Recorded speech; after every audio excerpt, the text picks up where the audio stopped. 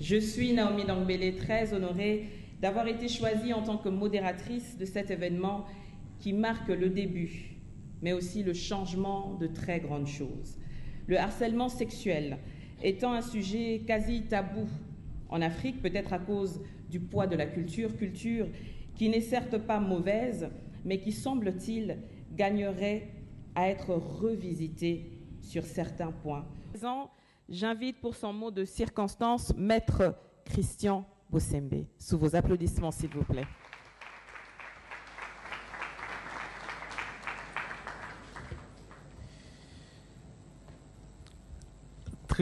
La très chère distinguée Première Dame, Madame Denise Nekero, distingués invités à vos titres et qualités respectifs, le Conseil supérieur de l'audiovisuel et de la communication, le CESAC, en sigle, félicite les organisateurs de la conférence sur le harcèlement de la femme dans la sphère médiatique pour l'initiative combien louable de continuer à tirer sans cesse la sonnette d'alarme sur cette ignominie qui touche la femme en général et dans la sphère médiatique en particulier.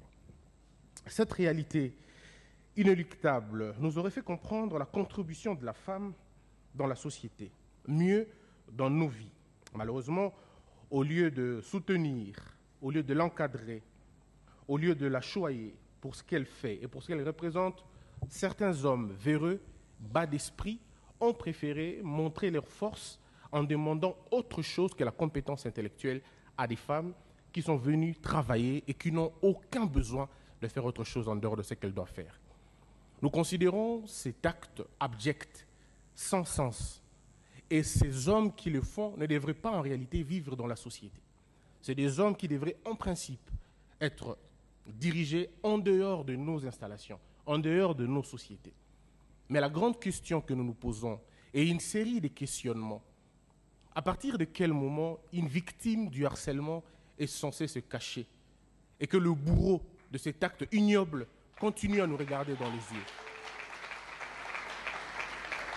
La question qu'on se pose encore, jusqu'à quand la société va arrêter d'incriminer les victimes de cet acte et de pointer du doigt le véritable propriétaire et acteur de cet acte ignoble? Mais une autre question, lequel des parents va accepter que sa fille revienne à la maison en train de pleurer, non pas parce qu'elle a échoué à un examen, mais parce qu'on lui a demandé de faire un acte immoral, mais que personne ne veut comprendre et que personne ne veut voir. Nous avons connu dans ce pays des opérations fauteuil, des opérations canapé, des opérations table. Mais ça fait plus de 10 ans que nous continuons à dire les mêmes choses. Grande est notre joie qu'une initiative aussi louable soit finalement mise sur la table pour discuter, puisque la question du harcèlement et de la violence sont généralement des questions taboues, où au cours du débat, seules les victimes sont pointées du doigt et les auteurs du crime, pour la plupart des cas, financent même des initiatives. Alors il faut sortir de cette hypocrisie. Il faut demander à la jeune fille de changer du regard. Ce n'est pas à elle de pleurer, mais plutôt à celui qui commet cet acte d'avoir honte de se regarder. Nous considérons aussi le fait que la femme est une force. La femme n'est pas un jouet sexuel. Et que certains compliments devraient être considérés comme des atteintes à la personnalité. Il est inacceptable d'apprécier la femme d'autrui en appréciant ses formes au travail.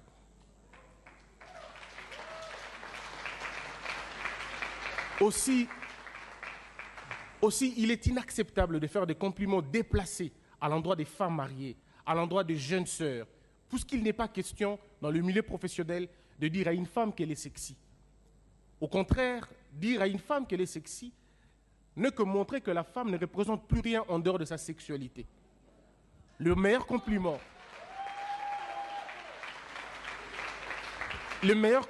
ici, c'est de dire à la femme qu'elle a bien fait son travail.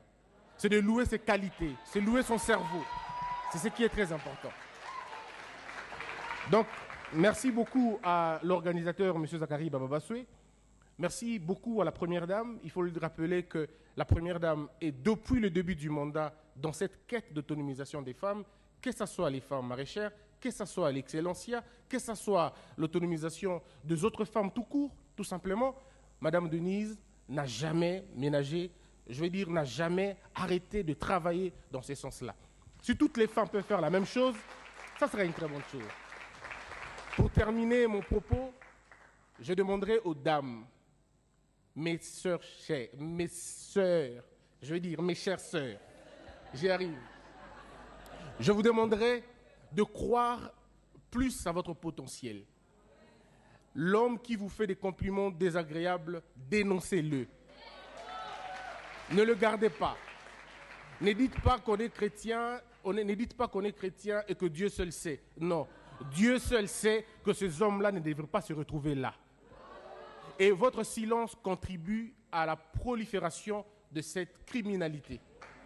Le CESAC entend, dans peu de temps, mettre en place une série de directives qui condamnent ces choses, mais aussi qui disposent d'un bureau pour recevoir ces plaintes-là. Et nous allons les diriger auprès des instances. Merci et bonne journée.